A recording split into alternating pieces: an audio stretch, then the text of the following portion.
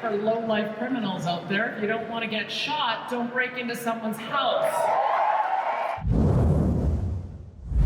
Sydney Fizzard for Rebel News here at the UCP AGM. That is the largest event for the United Conservative Party of Alberta. They're having all of their members attend here, voting on things that matter to them. Premier Smith is having a keynote address. This is the annual event for Conservatives to get together. In this report, we spoke to Mickey Amery, Minister of Justice and Attorney General for the province of Alberta, and Teri Bryant, Alberta's Chief Firearms Officer, to discuss the Ottawa government's assault against lawful firearms owners across Canada and what Alberta is doing to fight back. I'm announcing today that next week our UCP government will be introducing a new motion under the Alberta Sovereignty Within a United Canada Act that will, if passed in the legislature, instruct all provincial entities, including our municipalities and law enforcement agencies, to refuse to enforce or prosecute under the federal gun seizure program. Now, the Sovereignty Act motion will also make it clear that these agencies will not enforce or prosecute Albertans defending their homes and families from intruders.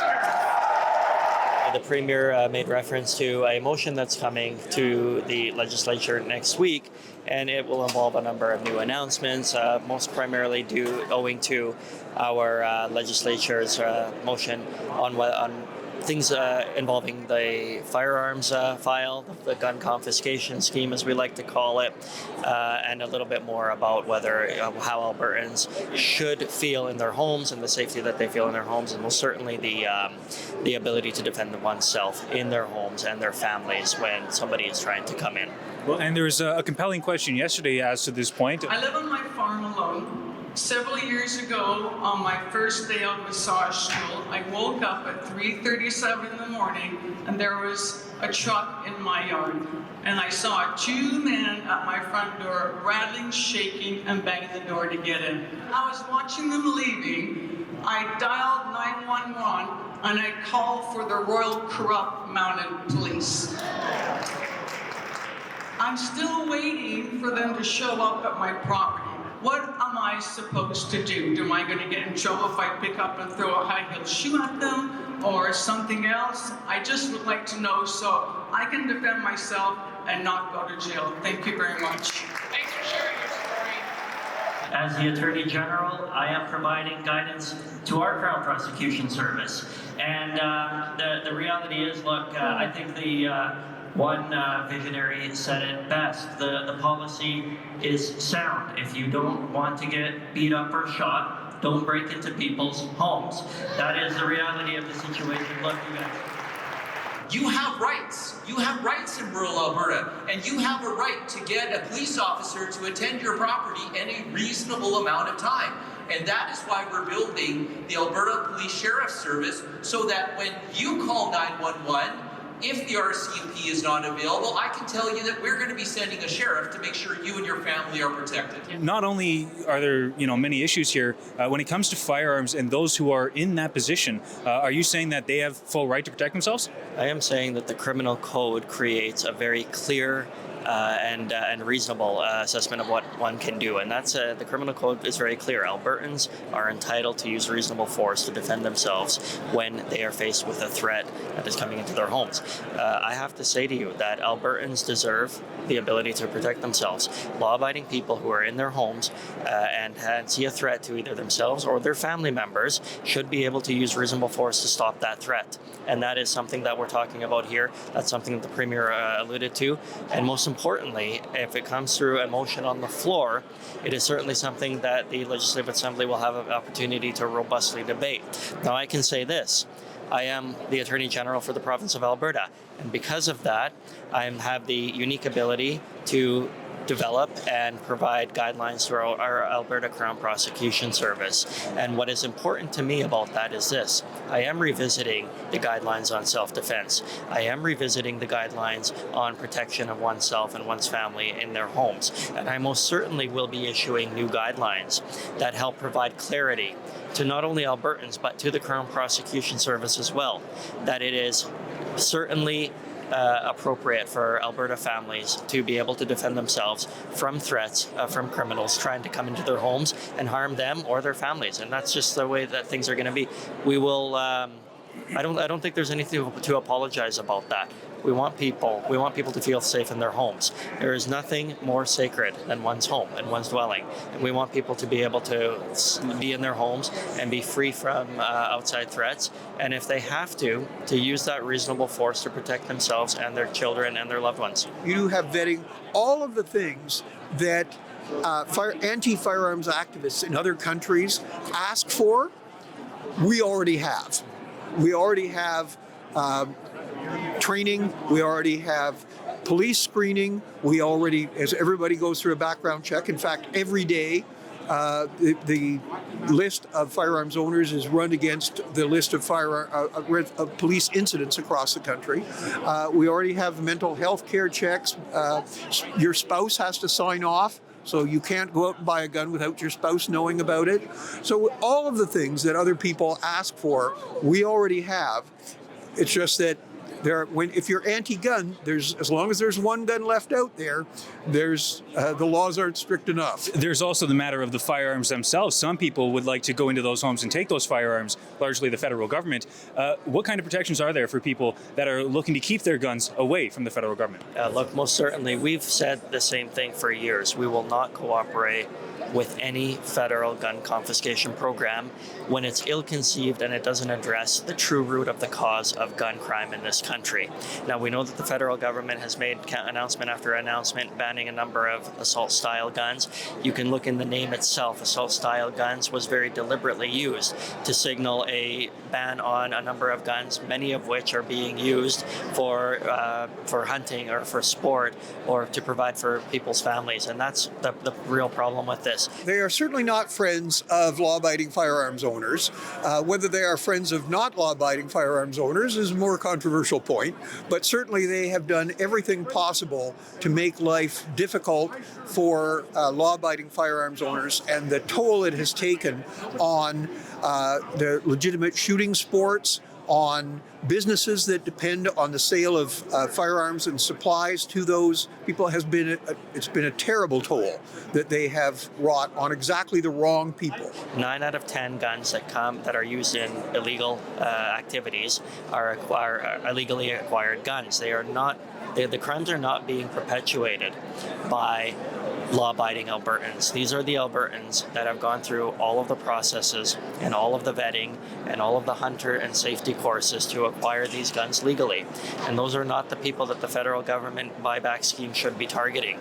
The problem is that the program itself disproportionately impacts law-abiding individuals. And we know that it is ill-conceived because it's going to do nothing to curb gun safety, gun crime in this country. And at $750 million, and likely more as the program develops, it is going to achieve none of its intended purposes. We're not prepared to stand idle and let the federal government make criminals of law-abiding Albertans. These are not people who have committed any crimes. They've done everything right, and we're certainly not going to stand idly by while the federal government creates those criminals for us. We've said we stand by law-abiding gun owners in Alberta. We stand by them all across Canada, and we know that we're not alone. The federal government, they did try and implement the gun buyback in the East Coast, and we saw that it was very costly. What is your analysis of how they procured that situation? Well, so one of the sort of awkward points about this is that the Supreme Court has given the federal government a great deal of jurisdiction over firearms issues and given them almost carte blanche to do whatever they want. And on the other hand, the federal government doesn't have the infrastructure across the country to actually implement what they're doing. And so when provinces like Alberta say we're not going to help you, that's a very great impediment for them because they may have the jurisdiction to do it, but they don't have the actual ability to do it. They are going to rip $750 million away from our border and police services to harass duck hunters and farmers by banning the firearms they use. This approach has led to a 130% increase in gun crime under the Liberals' watch. The police say they won't implement it. The minister says it's a bad idea, but they're only doing it for political reasons. Why is the Prime Minister putting lives at risk for politics? I don't know where to begin because of all the misrepresentations in that intervention. The person who's putting lives at risk is the leader of the opposition who's voted against every single piece of gun legislation. What the Minister of Public Safety is doing it right. He's correcting an inefficient system to provide Canadians with fair. Why is it that they're so against this culture? Well, I think it's largely, electoral factors. It's certainly not anything to do with public safety. But if you look at where the current government derives its political support, it's largely in areas where not that many people own guns.